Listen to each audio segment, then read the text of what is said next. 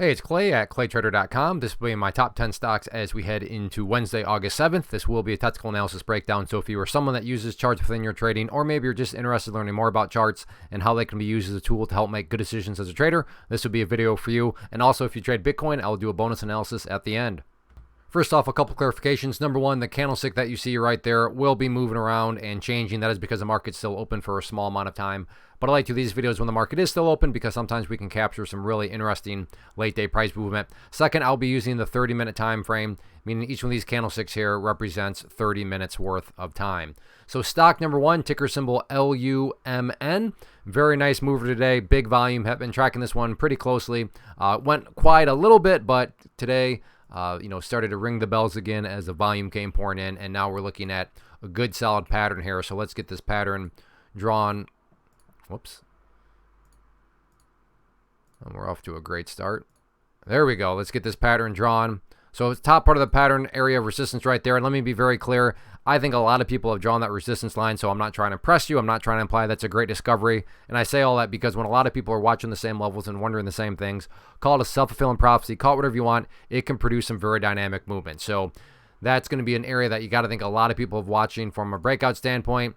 And then from the support side of things, down around there, let me change that to green to represent support. And then to make the pattern easier to see, let's just keep it one color. So we have our resistance, we have our support, we have the huge explosion right there. If you golfers out there try to make a little bit more visual, put the golf hole down here, this would be a bull pennant pattern. So while there are no guarantees, is it valid? Is it plausible to think that if the price can push up through the top part of that pattern, that break in and of itself could create additional buying pressure? That is certainly a plausible situation. So if you like bull pennants, you like stocks down below $5, definitely keep an eye on it.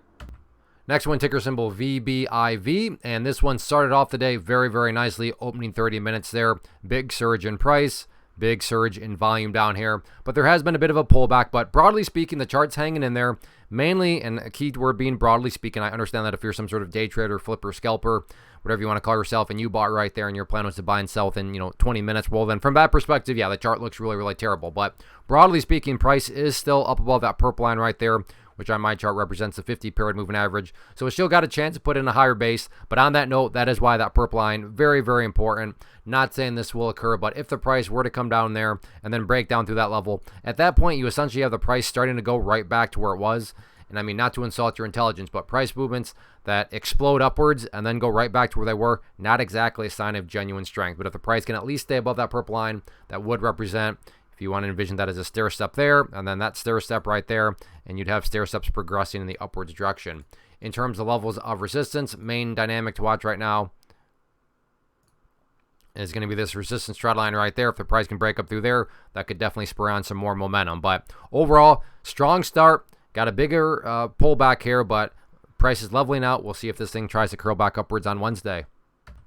Next one, PLTR, did this one in yesterday's video, and both of these areas are essentially irrelevant now because there was such a nice move.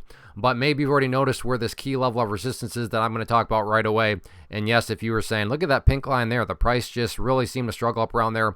Absolutely, the pink line on my chart representing the 200-period moving average. So you can see right here, price got up around that area, momentum disappeared. Got up around that area, momentum disappeared, and then tried once again, up around that area, momentum disappeared. So I'm not saying that the price can never break above that area. I'm just saying that very clearly, if the price is going to be able to push up through that area, the bulls really are going to need to bring their A game. So key area of resistance headed into Wednesday right there, right around $27.15. On the flip side of things, like the one we just talked about as far as supports, keep an eye on that purple line right there, which you now know is the 50-period moving average, currently valued at, let's just call it $25.30. But all in all, very, very impressive day. Now all eyes are just going to be watching that 200-period moving average and whether or not the price can get the push up through there. Next one here, ticker symbol SGMO, and like the ones we've been talking, well, at least VBIV, nice move up. Now you have more of a pullback here, but within the bigger picture of things, still have plenty of opportunity. In fact, let me squeeze this down a little bit more so you can get that much more context. So you can see that within the big picture, still very much so an upward channel. In fact, I mean, do we have here? You can let me know in the comment section. Is this now a cup and handle that's formed? So I don't know. Maybe for you broader term people that like cup and handles, but maybe you're a cup and handle expert and you're like, no, Clay, that's a disaster. Fair enough. I can't say that I'm a huge user of the cup and handle. But anyways, let's map out some of the levels that are in the near term.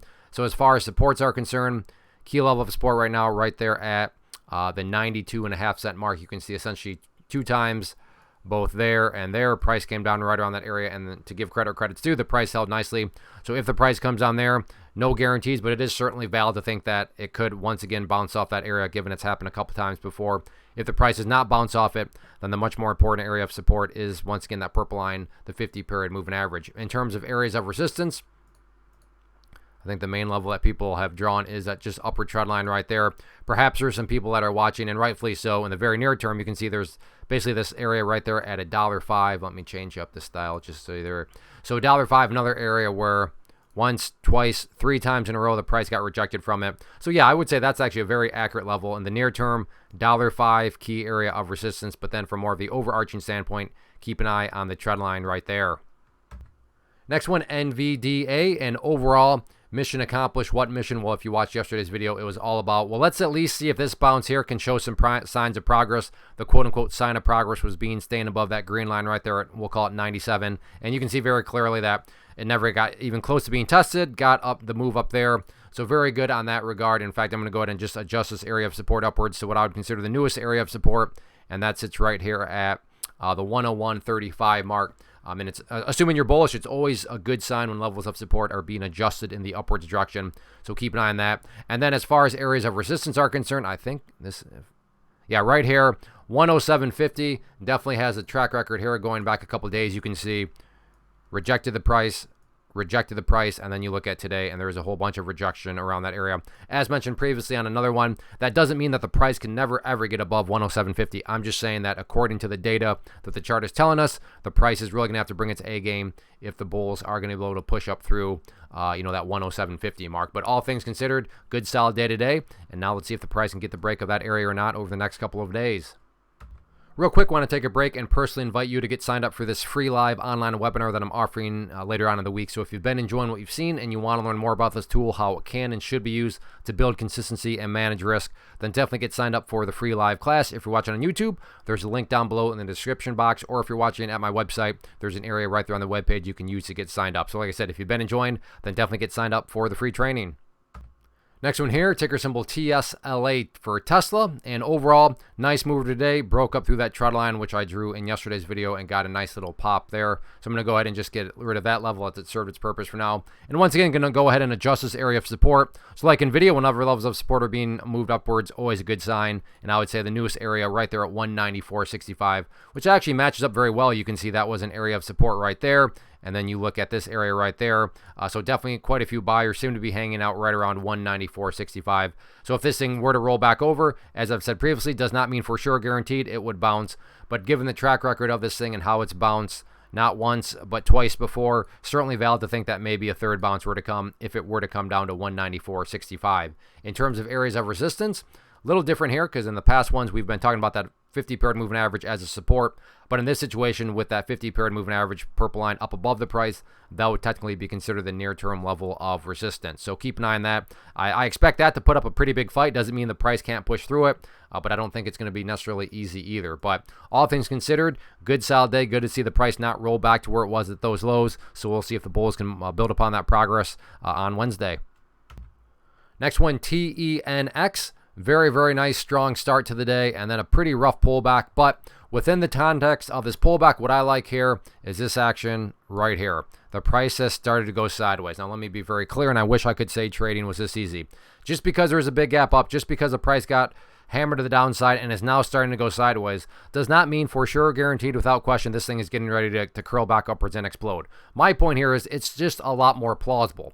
Case in point, let's just say the price was still dropping, and I'm sitting here saying, hey, it's looking like the price might be getting ready to turn around. You'd be totally justified to say, what are you talking about? Based on what? The price is literally dropping straight down.